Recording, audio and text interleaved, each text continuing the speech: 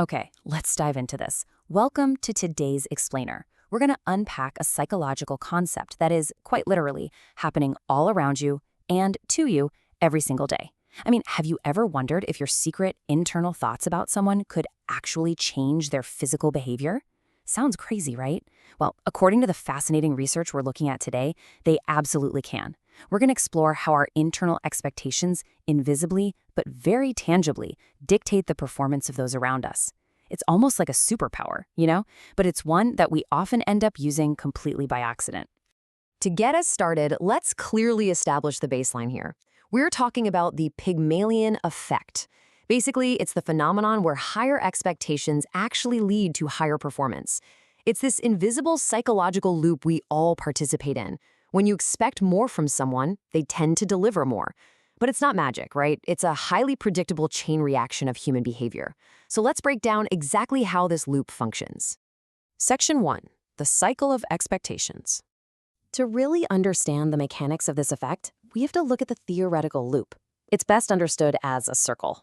Step 1 starts with us, our beliefs about another person's abilities. Those internal beliefs instantly influence step 2, our actions toward that person. We just naturally treat them differently based on what we think of them. Then, those actions have a direct impact on step 3, the other person's beliefs about themselves. The way we treat them basically becomes a mirror they use to see their own potential. And finally, those newly formed beliefs about themselves cause step 4, their actions toward us. And here's the real kicker. Their actions toward us at the end of this cycle perfectly reinforce the exact beliefs we started with back in step 1. And so it goes, on and on and on. It's this endless loop where each step bleeds into and compounds the next one. Section 2, coaching Chris and Joe. So, okay, that's the theory. But let's ground this abstract concept in a real-world application. I want you to imagine you're coaching a basketball team, and it's the very first day of training. You've got 2 brand new members, Chris and Joe. Now, as a human being, your brain immediately starts making associations.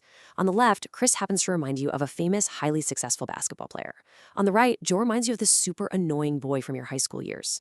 Now, you haven't seen either of them actually play a game yet, but unconsciously, entirely in your own mind, you've already decided what to expect from each of them. Your initial beliefs, they are officially locked in. Now, what's really interesting about this slide is how quickly those unconscious initial beliefs dictate your contrasting actions. Remember step 2 of the cycle? Your beliefs influence your actions. When Chris enters a court, you are genuinely happy to see him. When he plays, you actively push him to do better. You tell him to practice harder, maybe stay an extra hour. If he makes a mistake, you patiently explain to him exactly how to improve. But then, there's Joe. When Joe comes in, you hardly even notice the guy. Sure, you're glad if he scores, but you don't really give him much feedback. You definitely don't invest any extra time in his training. And when Joe makes a mistake, you find yourself feeling just a little bit annoyed. Which brings us right to step 3 of the loop. Your coaching actions are directly shaping each player's internal beliefs about themselves. Because of how you treat him, Chris feels that you appreciate him. He appreciates you in return, and most importantly, he really believes in his own success. Joe, on the other hand, is picking up on your subtle cues. He feels that you have very little patience and appreciation for him. And as a direct result, Joe does not believe in his own success on this team. You have effectively programmed their self-esteem through your actions. And here we arrive at the final step of the loop. Their actions. Chris is feeling great, so he finds more and more joy in playing. He never misses a training session, and during the games, he gives a full 100% effort, all the time. Joe, feeling completely unappreciated, finds a lot less joy in playing than he used to. He doesn't give his full effort in the games, and eventually, he starts missing training sessions entirely. And as the coach, watching all this unfold, what do you think? You see Chris's fast increase in performance, and you see Joe's total lack of motivation. You tell yourself, I knew it right away. Thank God my instincts were right. But your instincts weren't predicting the future. They were actively creating it. Section 3. The Rosenthal experiments. Now, that basketball scenario isn't just a hypothetical. It perfectly illustrates the everyday reality of the Pygmalion effect. To see the hard scientific evidence, we look to Robert Rosenthal's first study at Harvard. He really wanted to see just how deep this effect went, so he challenged his test subjects to act as coaches, guiding rats through a maze. He split the human coaches into 2 groups. He told half of the group that their rats were extremely intelligent and specifically trained for the maze. He told the other half of the group that their rats were, frankly, dumb. But here is the catch, and it's a big one. In reality, the rats were exactly the same. There was literally no difference between them. The only variable in this entire experiment was the expectation placed inside the minds of the human coaches.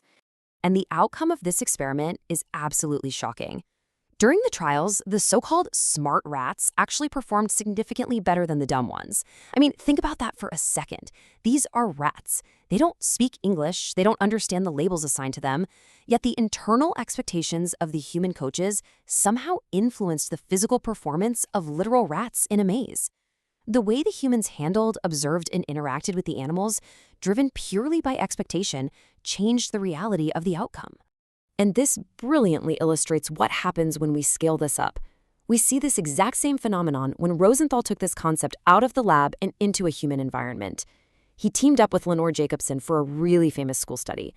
At the beginning of the school year, a group of elementary school teachers were given a list of new pupils who supposedly possessed extraordinary talent and potential. Now, this information was completely fabricated. The students on that list were just random, average kids in each class. Crucially, all the students had taken a baseline IQ test in advance. Fast forward to the end of the school year, they retested the kids. The completely random students, who were falsely described as talented to their teachers, had significantly increased their performance on the IQ tests compared to the rest of the class. It's wild.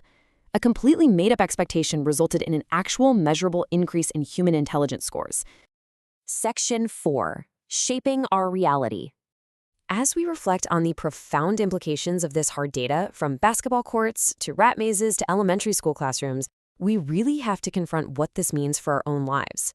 So the crucial point is perfectly summarized by Robert Rosenthal himself. He concluded, and I quote, "When we expect certain behaviors of others, we are likely to act in ways that make the expected behavior more likely to occur.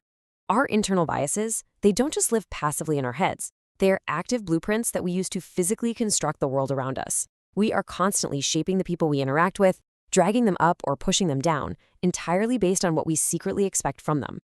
Which leaves us with a deeply personal takeaway to consider today.